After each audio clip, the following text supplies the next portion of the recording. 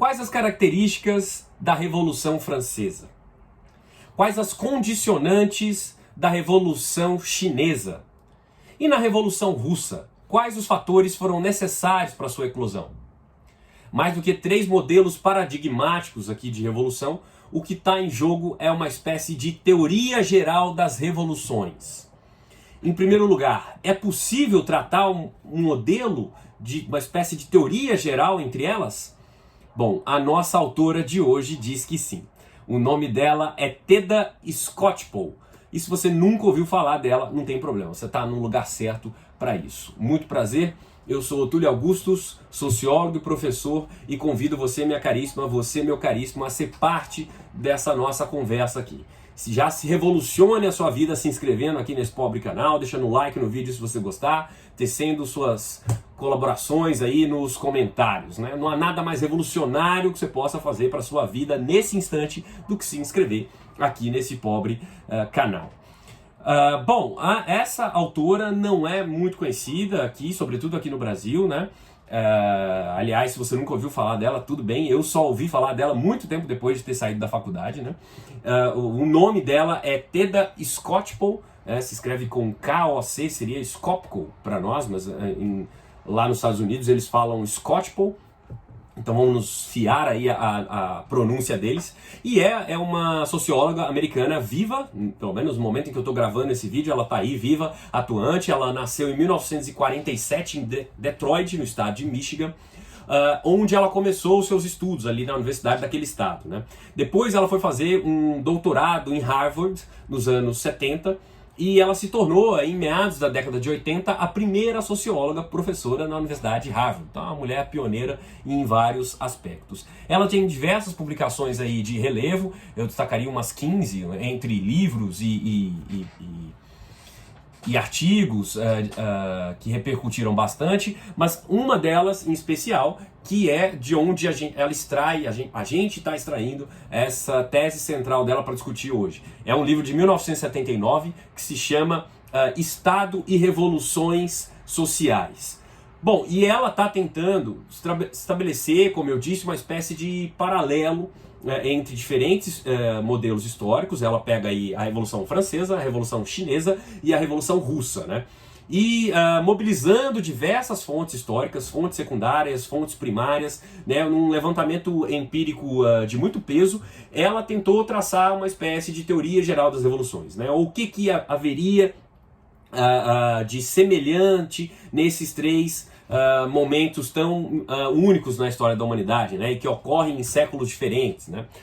Bom, ela começa fazendo uma distinção entre o que é rebelião e o que é revolução, né? São coisas bem diferentes, é preciso dar o nome certo aos bois, né?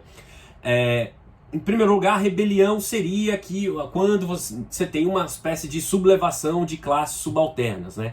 Mas sem que haja mudanças sociais, né?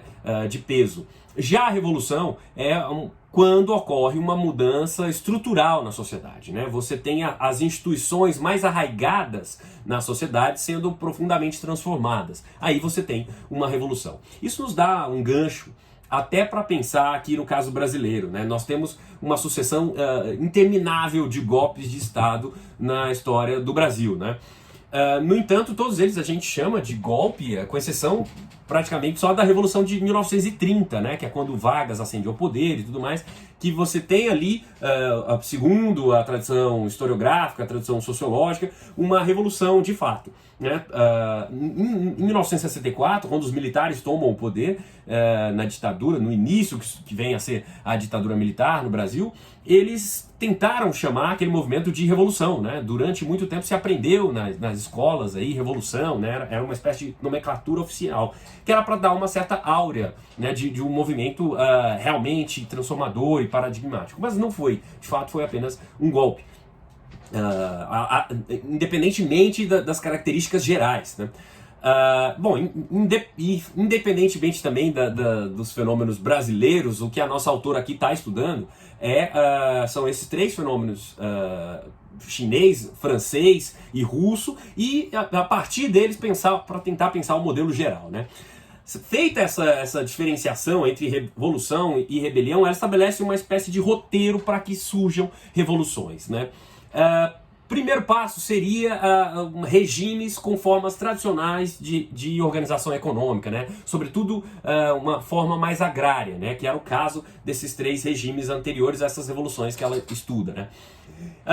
Em seguida você teria uma espécie de crise que enfraquece bastante a elite dominante ou as classes dominantes que estão ali, os grupos dominantes que estão no poder naquele regime. Em seguida seria necessário uma rebelião, né, de estratos mais subalternizados.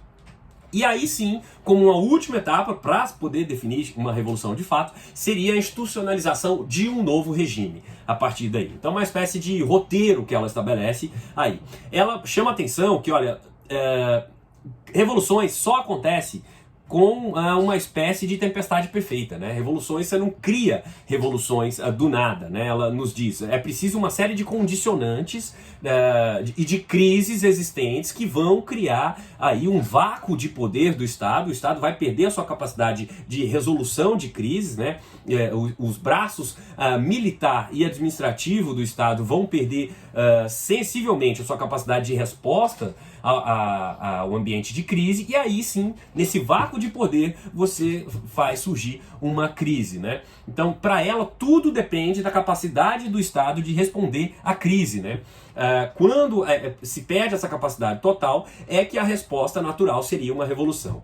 Nesse sentido, ela destoa muito do pensamento marxista, né? Ela discorda do pensamento marxista, a Skocpol, porque ela está nos dizendo que não se cria revoluções assim do nada. Não é essa coisa de uma classe subalterna insatisfeita e que vai produzir uma mentalidade revolucionária, né? Como seria num receituário marxista mais clássico. Ela vem nos dizer que não é bem assim.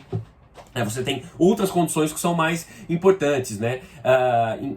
Por isso que ela rejeita um pouco do postulado do Marx, e ela está nos dizendo que, olha, as revoluções, elas são uma espécie de causas imprevisíveis de ações intencionais. Ou seja, ações intencionais ao longo do tempo, às vezes produzem consequências, eu falei causas, né? Eu quis dizer consequências. Consequências imprevisíveis para uma sucessão de atos. Então, nesse sentido, ela se alinha muito ao Weber, né? Rejeitando um postulado marxista, ela está se alinhando ao Weber. O Weber, no seu livro mais importante, que é A Ética Protestante e o Espírito do Capitalismo, ele está ali de uma maneira meio subreptícia, mostrando como ao longo da história uma série de movimentos intencionais às vezes ocasionam uma grande mudança estrutural que não foi prevista no início, né? No caso aqui, por exemplo, da Skocpol, você tem, por exemplo, a Revolução Russa, né?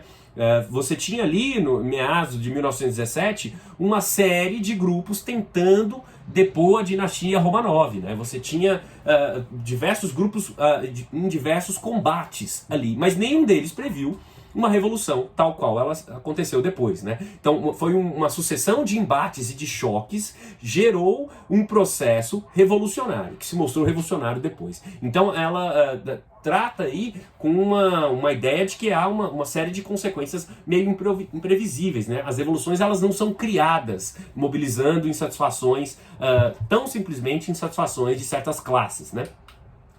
Há uma visão dela também a respeito do pensamento mais clássico, moderno, da formação do Estado, e é nesse sentido que o livro dela é um certo clássico, né? A gente pode chamá-lo de um clássico, né? Muitos críticos questionam o trabalho dela por negligenciar o papel dos líderes individuais, né? Dos indivíduos, e o papel das ideologias também na eclosão das revoluções, né? Ela não dá muita bola para essas coisas, ela tenta estudar questões mais estruturais e menos focadas no papel de líderes específicos, né?